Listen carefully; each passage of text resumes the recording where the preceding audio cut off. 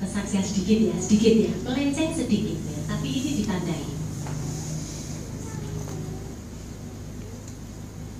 Nenek saya itu anaknya kiai besar di Jember.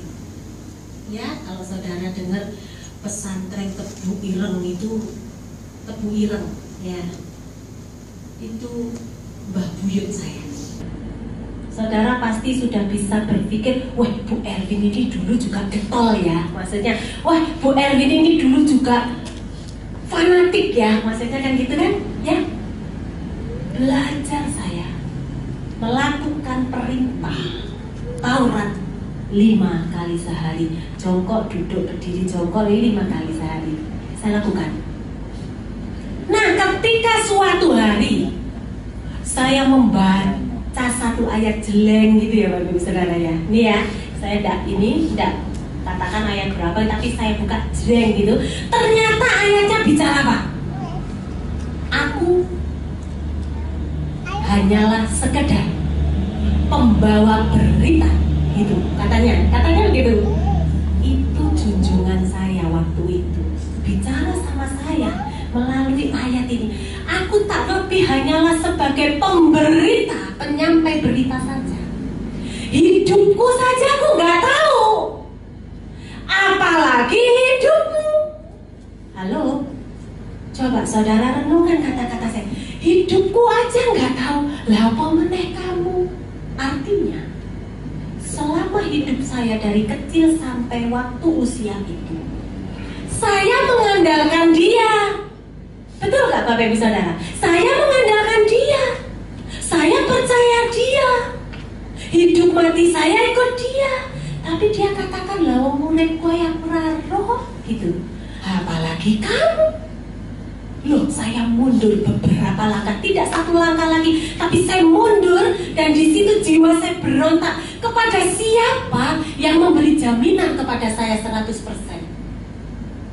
Saya mulai cari siapa yang memberi jaminan kepada saya 100%. Saya kecewa dengan hal ini Bapak Ibu Saudara. Firman Tuhan juga ada kan, saudara pernah baca, yang buta nuntun buta itu kemana? Orang buta menuntun buta kemana? Ke jurang, kecemplung Bapak Ibu Saudara. Nah kalau orang ini nggak tahu hidupnya mau apa, lah kok aku ngotot begitu ya. Akhirnya di situ saya putuskan siapa yang memberi jaminan kepada saya, menuntun saya. Kalau sebuah perjalanan wisata, orangnya nggak tahu nih, yang tahu tour leadernya, betul? Ya, kepala leader turnya. Kalau turnya bilang ini belok kanan, ya kita ke kanan kan, betul? Betul begitu. Ini ke kiri, kita ke kiri. Nah kalau turnya aja nggak tahu, apalagi kita yang tur ini, lah kesasar Bapak Ibu Saudara. Di sini saya tidak mundur satu langkah, tapi saya berlari ke belakang. Sebentar, saya tak cari yang menjamin hidup saya, yang menuntun langkah saya kepada kebenaran demi kebenaran. Ketemu ternyata Tuhan Yesus. Amin. Ternyata Tuhan Yesus. Bagaimana cara Tuhan Yesus Tuhan? Nggak ada yang bimbing saya loh Bapak Ibu Saudara. Dan saya percaya hari ini saya bisa katakan ternyata yang bimbing saya Roh Kudus waktu itu. Yesus sudah tentukan saya sebagai anaknya. Karena itu ada Roh Kudus loh diberikan. Padahal saya belum bisa, tidak kenal dia.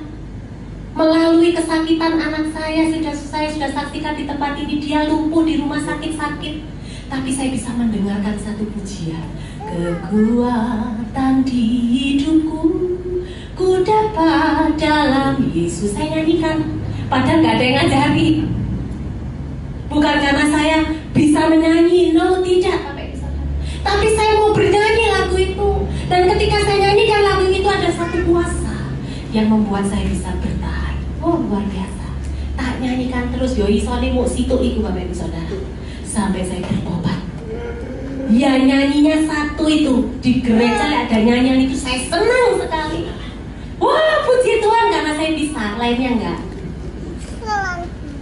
Perhatikan Bapak Ibu Saudara, dia